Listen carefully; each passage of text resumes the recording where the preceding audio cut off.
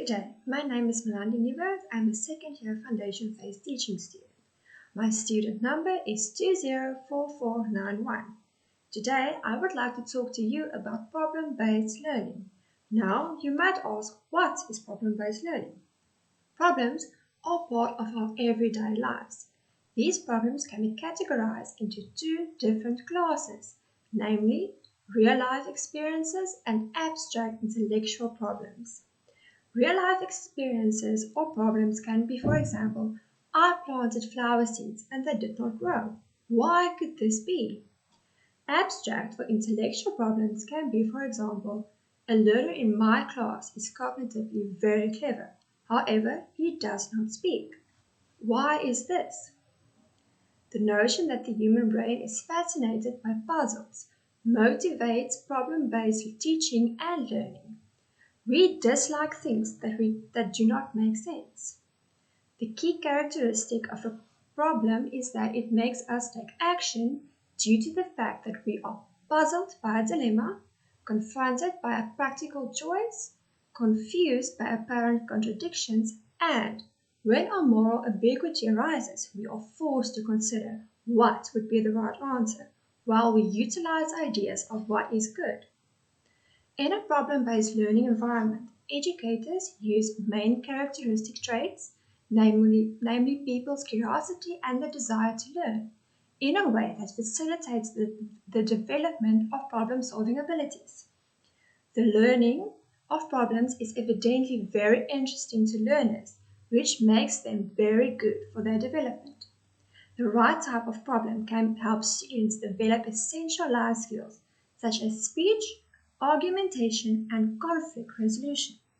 Okay, now that you are familiar with the problem-based learning concept, let's move on to why problem-based learning is educationally useful. Firstly, learning involves investigating a problem and proposing solutions and justifying them. Secondly, they learn to apply the facts learned in their subjects in the real world to better understand the challenge and justify the recommended solution. Lastly, learning is often defined by how it is learned rather than what is learned. Learning the skills of researching, problem-solving, critical thinking, and writing, as well as skills of cooperation and empathy, are among the academic skills students are developing in activity-based learning, which all problem-based learning methods include. The last thing I would like to talk to you about is different kinds of problem-based learning and methods of implementation. There are three different methods to implement problem-based learning in the foundation phase classroom.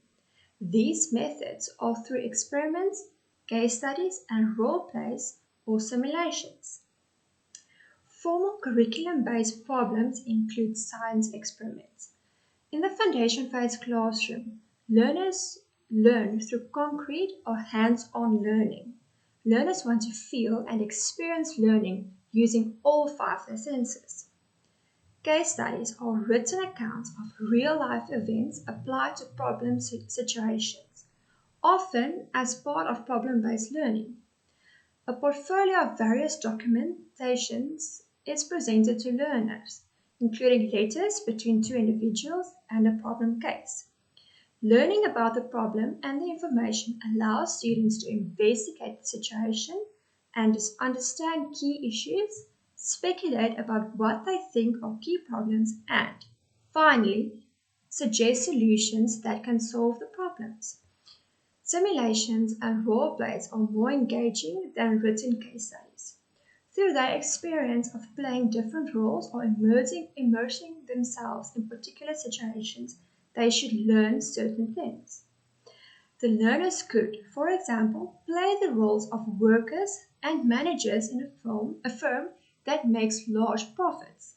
Students will gain insight into why workers and management react differently in certain situations by playing these roles and possibly being forced into situations like a simulation strike.